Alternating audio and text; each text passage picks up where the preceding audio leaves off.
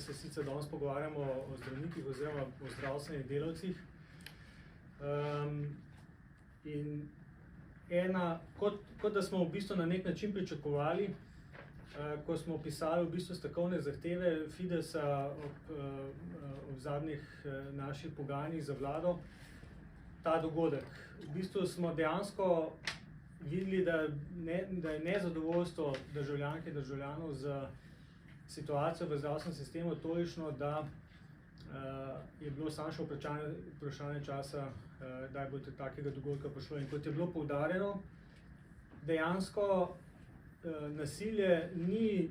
obrnjeno proti posamezniku. Nasilje je dejansko obrnjeno proti sistemu, ker sistem ne deluje, ampak ker se je seveda težko napasti sistem, dejansko potem kratko potegne eden od zdravstvenih delavcev. In to je vsekakor nedopustno in tudi v bistvu podpisan sporazum in prva naša stavkovna zahteva je glasila na obsoja kakršnega koli oblike nasilja nad zdravniki oziroma vsemi zdravstvenimi delavci, in to je v bistvu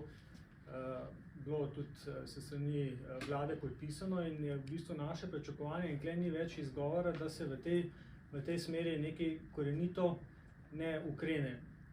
Mislim in v bistvu apeliramo in mi bomo tudi pričakujemo in zahtevali od vlade oziroma ministra za zdravje, da se sprovede kampanja, ki bo v bistvu širila strpnost oziroma opozarjala na nesprejemljivost nasilja nad posamezniki, glede na to, da sistem v bistvu zadovoljivo ne deluje, in mi pričakujemo neko aktivno kampanjo v obliki jumbo plakatov, oglasov v različnih medijih, in to je v bistvu tisto, kar bi bilo v bistvu verjetno najbolj učinkovito. Ker po drugi strani, druga alineja te prve točke dogovora je pa glasila na to, da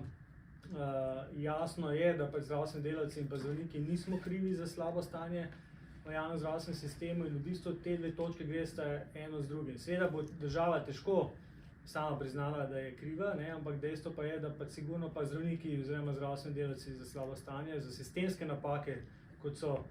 čakalne dobe, tako recimo na prvi pregled ali pa kontrolni pregled, ki jih merimo ne samo v mesecih, ponekod celo v letih, in tudi na dnevni bazi, ko čakajo bolniki na pregled na urgenci več ur, zato pač enostavno ne more biti kriv ne zdravnik, ne kjerkoli drug zdravstveni delavec, ampak je za to kriv sistem. In na to je v bistvu potrebno opozoriti, na to mora država opozoriti, in mi bomo pač pričakujemo dejansko od Ministrstva za zdravje, da pokrene to kampanjo, ki bo javno obsodila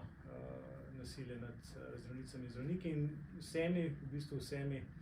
zdravstvenimi delavci.